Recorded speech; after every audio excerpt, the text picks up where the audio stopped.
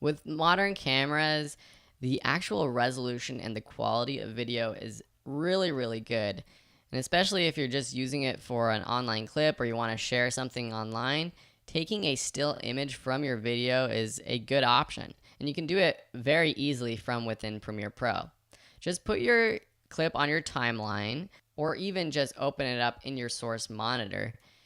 And then in your program window or source monitor, you see this little camera button right here. We can just click that. So I'm just going to find a better frame right about there. Click the camera button. It's going to ask us what we want to call this. I'm going to call this hiking in SoCal. We can choose the format, JPEG, PNG, TIFF. Those are good options. I would just do JPEG. And then you could also import it into the project. So say you want this still image to be a part of your movie, you can automatically import it into the project. And of course you want to save it somewhere on your computer, so just click Browse, set where you want to save it to. I'm just going to put it on my desktop for now and click OK.